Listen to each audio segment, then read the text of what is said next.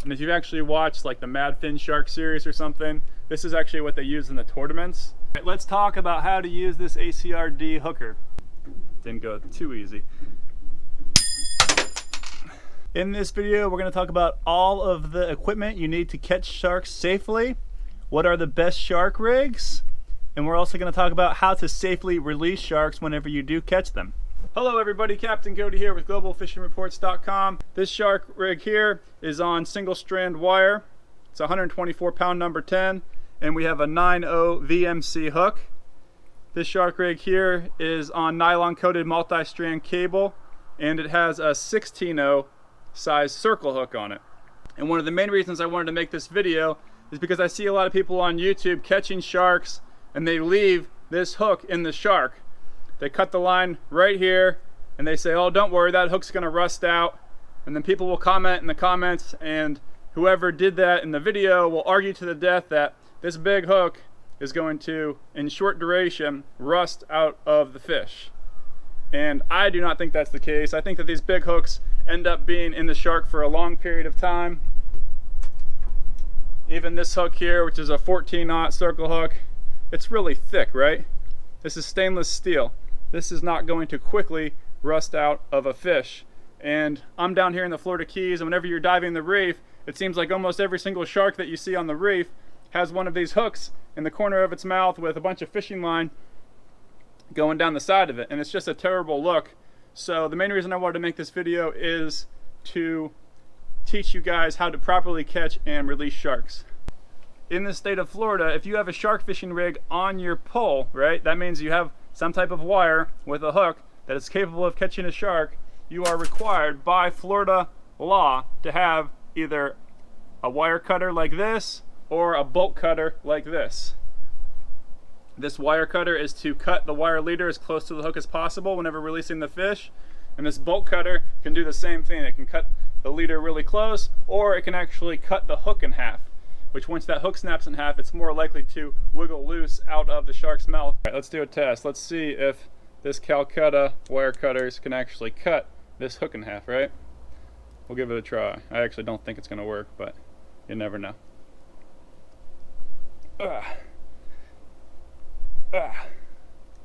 Nope, that didn't work. So now we have a 24-inch bolt cutter. Let's see if this is able to cut this hook. I got a good feeling it's gonna work. So the hook's in there, and we're gonna just cut it like butter, right in half. I actually took that 16.0 circle hook off that shark rig, and now we're gonna see if this bolt cutter will easily cut this big hook. So let's say you caught a shark, and now we are going to try and cut it. So I'm actually going to put it pretty deep down in the bolt cutter. You can see, yeah, I got it. You can see I got the hook in there. Didn't go too easy. But that did cut it right in half. Should have had some safety glasses on. That would not have been too difficult to do while it was in the water. Right, let's talk about how to use this ACR dehooker. This one is actually anodized blue. It has a spot for a handle, but since we're always putting it in the rod holder, we don't actually use a handle. And the shape of this is actually just like most dehookers, where it's got a ring, so you'll run your line through here, and I'll show you how you would normally do it, right? So normally, you catch a fish, you take the dehooker and you slide the line in there, and then you pull it up until you get tight with the hook, right? Well, now you're tight with the hook. Well, what you're supposed to do is invert the hook like this, right? And pull up on it. Well, if you got a shark in the water, you're not going to want to be reaching your hand in like this to dehook a shark. So that's not really the feasible way to do it. So what you actually want to do is the exact same thing we just showed you. I'll show you. So what you actually want to do is grab this leader, right? And you don't want to wrap it, because if you wrap it, you might think, oh, I got a 3 or 4 foot shark on, it's pretty big.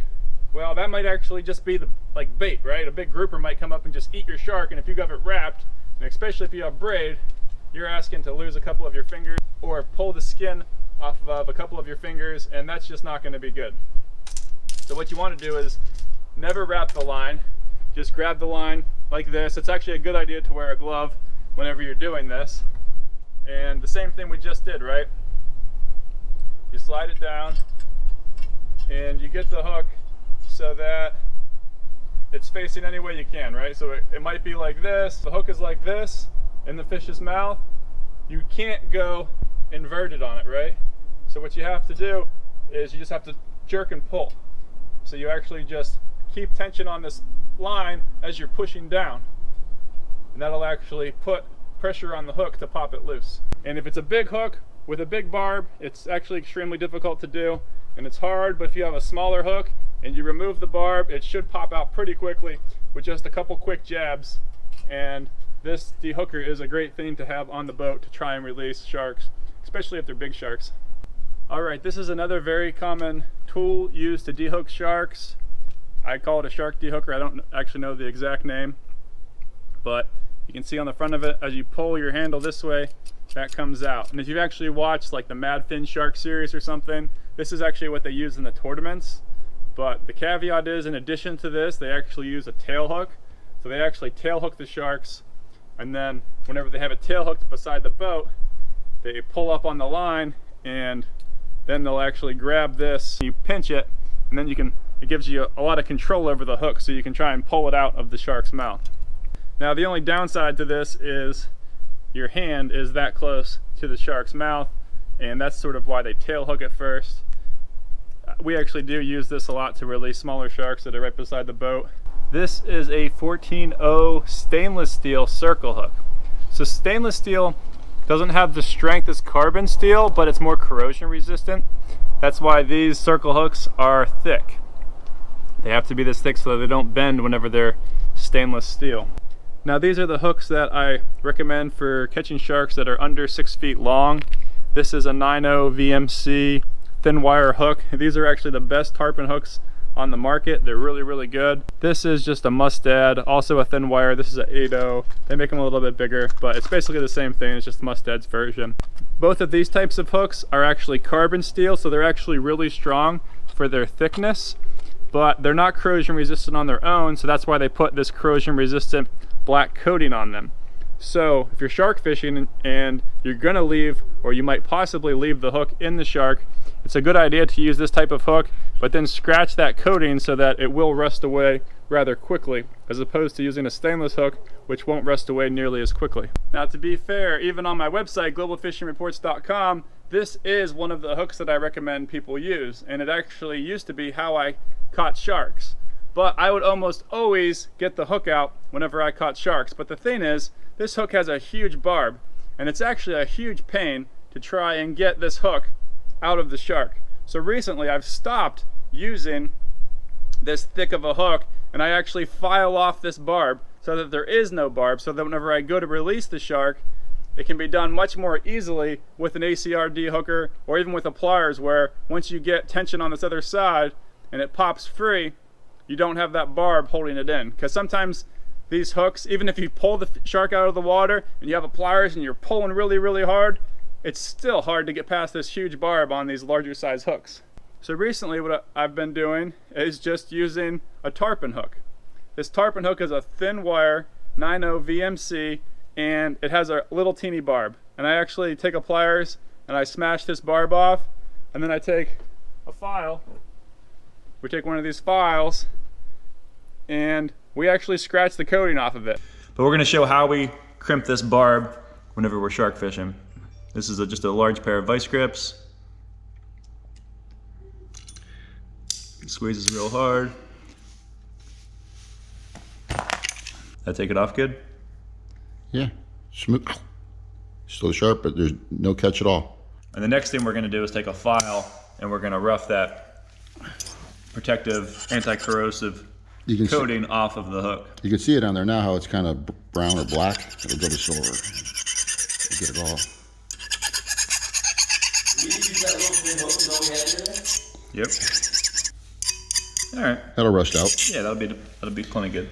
Now that being said, I still try and get this hook out of the shark every single time. And whenever this hook does not have a barb, it's much easier to get out of the shark.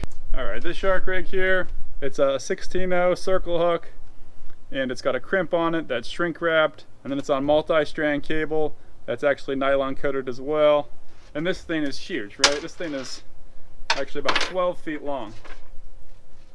I actually never use shark rigs this long or this big. This thing's huge, right? This is if you're trying to catch like a gigantic hammerhead or a gigantic tiger shark or something like that.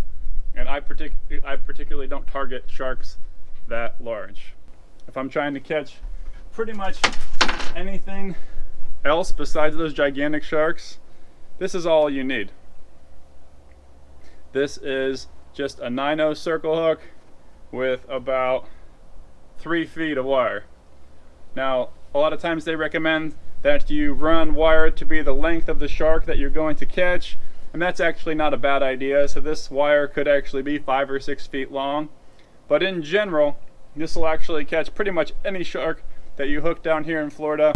Last time my family was down here, we actually caught between a 200 and a 300 pound bull shark on this exact style rig. And we were using a Pen 50, and we had probably 45 pounds of max drag on it, and this hook did not bend. So this will catch big sharks. The thing is, it is possible that if you hook the shark and you get it to the boat before it's really tired out and it runs really hard, this line will come back and rub on its body, which this leader will protect, but it won't protect it from the tail coming back and actually clipping the line, and that could make it so that the shark swims away with this rig in its mouth, which would be really bad. So it's actually not a bad idea to increase the leader length to the length of the shark.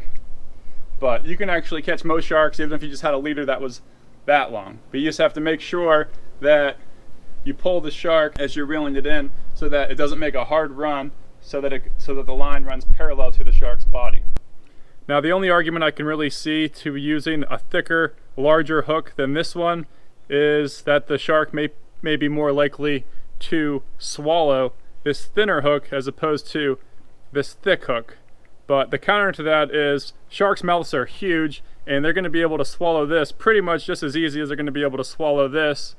But one thing I would definitely recommend whenever you're shark fishing is actually counter to what most people recommend. Most people say that whenever a shark bites, let them take the bait and let them run with it so they sort of swallow the bait, so you know that whenever you go tight, you're going to hook up the shark. The problem with that is, even with a circle hook, if you let the shark take the bait for too long, it's going to end up swallowing the hook, and you're going to gut hook the shark even though you are using a circle hook. So anytime I hook a shark, or I'm trying to hook a shark, pretty much as soon as I notice that I have a bite, I'm going to tighten up that drag.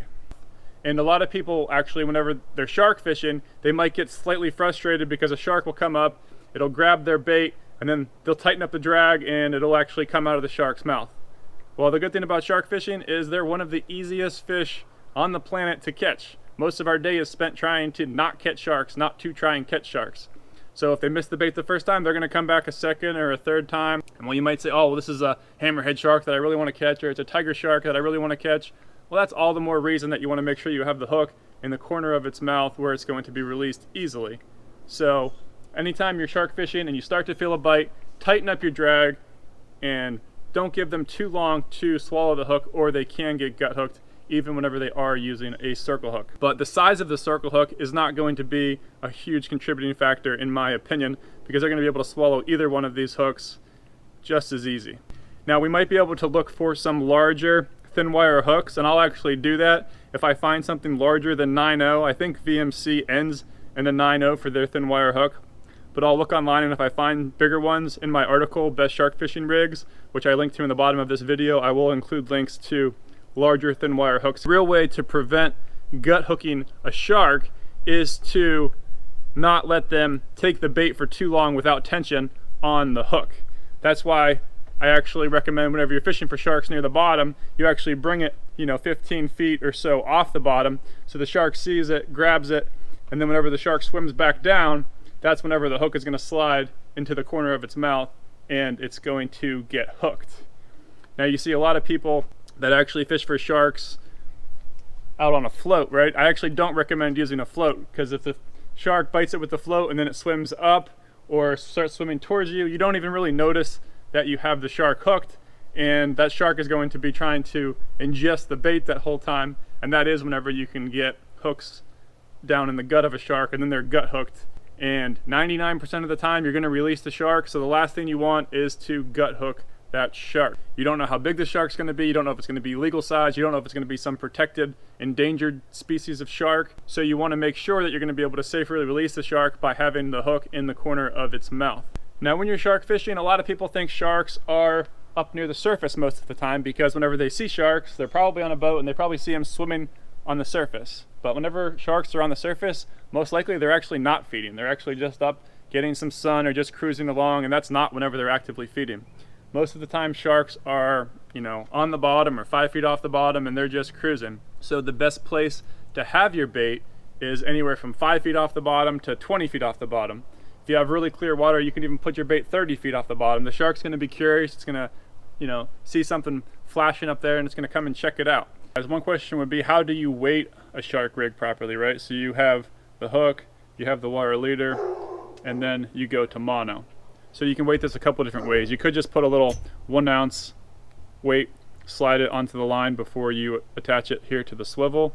Or what I actually usually do is I usually just tie a dropper loop a little ways up and attach the weight to that dropper loop. So to tie the dropper loop, you just make a loop, and then you make about 5 wraps like this, and then you place this outside line into this hole that you made, and then all you do is you pull it tight from the sides. So now you're going to sort of pull these sides apart as you're pulling from here, like so. I would actually usually use my teeth, but I'm just trying to show it without using my teeth.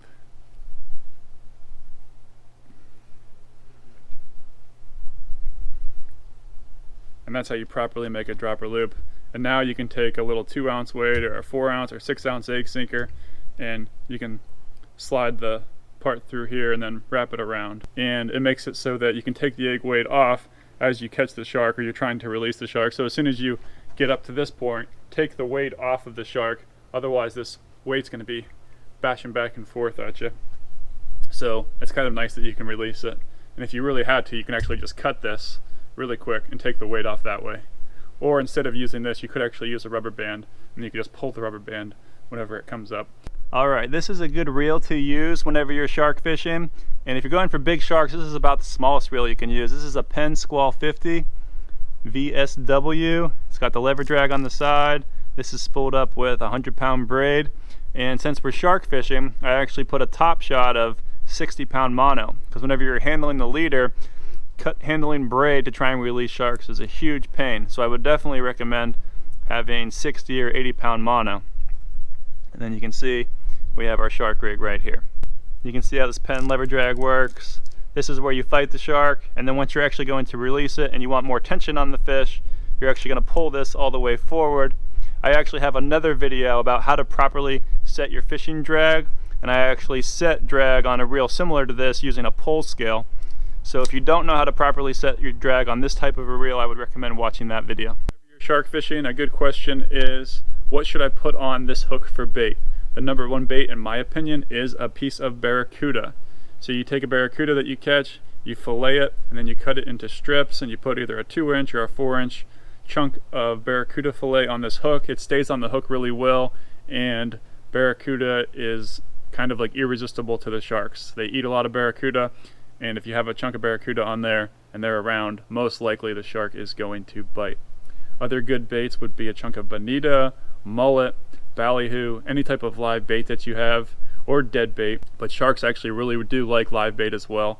Pretty much if you're fishing the reef and you catch any type of fish, it's actually hard to get it to the boat because sharks to try and come up and eat it. Alright, shark fishing is really fun to do, right? You got these big old reels, you got thick line, you got big drag, and whenever the shark first bites, especially if it's a big shark, it's just going to just start ripping line off the pole. The pole's going to be bent over, and it's really exciting, right?